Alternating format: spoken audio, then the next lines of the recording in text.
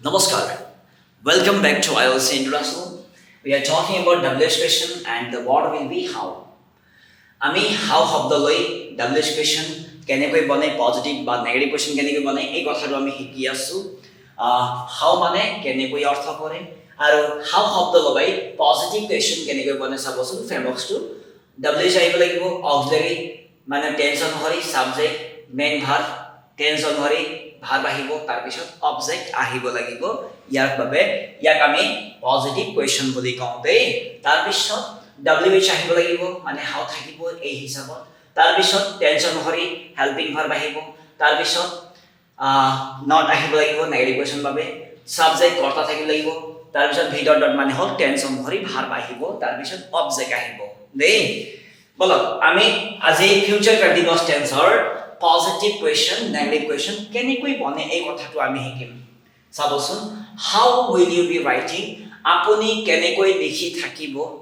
কিমান ধুনীয়া বাক্য এতিয়া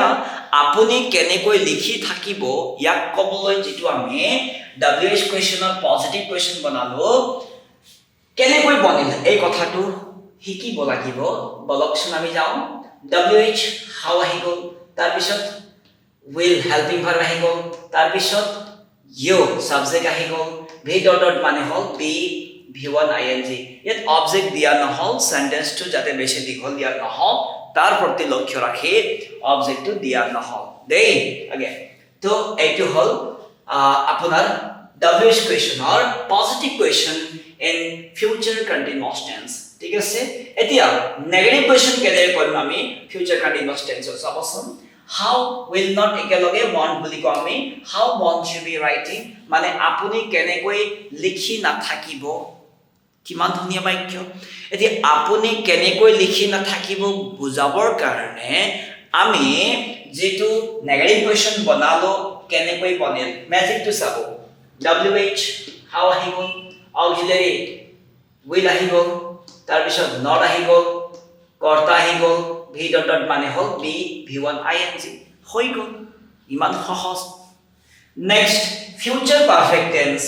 how শব্দ লগাই ফিউচাৰ পাৰফেক্ট টেন্সত বাক্য বনে কেনেকৈ বা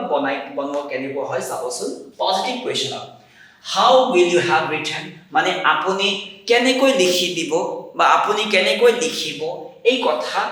বুজাবলৈ এই কথাটো সেন্টেন্সটো আমি কওঁ আৰু এই সেন্টেন্সৰ বাবে আমি যেটো ফ্ৰেমৱৰ্ক পালো হেতু হল WH how পালো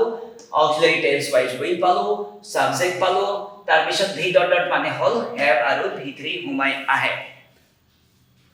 এতিয়া নেগেটিভ কোৱেশ্চন কেনেকৈ বনা হয় চাবচোন will plus not একেলগে want বুলি মাতিব লাগিব how won't you have written মানে হল আপুনি কেনেকৈ লিখি নিদিব কিমান ধুনীয়া বাক্য হয় ঠিক আছে ঠিক তেনেকৈ ইয়াৰ বাক্যৰ নেগেটিভ কোৱেশ্চন কেনেকৈ বনে চাবচোন কেনেকৈ বনিল এই কথাটো খুব দৰকাৰী হয় চাব WH মানে হল WH আহি গল how helping verb tense অনুসৰি will তাৰ পিছত not তাৰ পিছত subject you তাৰ পিছত v dot dot মানে হল have v3 হৈ গল ইমান সহজ হয় বুজি পাইছে নহয় এতিয়া ফিউচাৰ পাৰফেক্ট কন্টিনিউয়াছ টেন্সত how শব্দ লৈ WH question or positive question কেনেকৈ বনে এই কথা আমি শিকিম future perfect continuous tense সাবদেই positive question how will you have been writing মানে হল আপুনি কেনেকৈ লিখিয়েই থাকিব ইমান ধুনীয়া বাক্য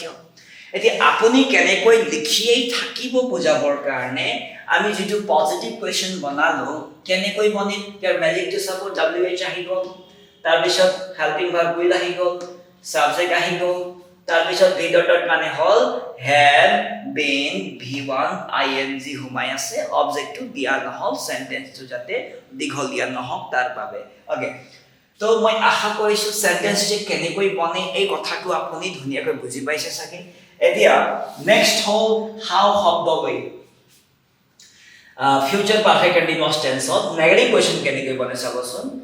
will plus not একেলগে want হয় how won't you have been writing মানে আপুনি কেনেকৈ লিখিয়েই না থাকিব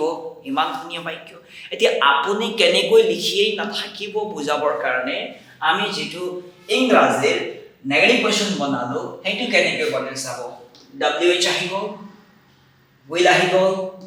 not আহি গ'ল subject v dot dot dot মানে হল had been v3 হৈ গ'ল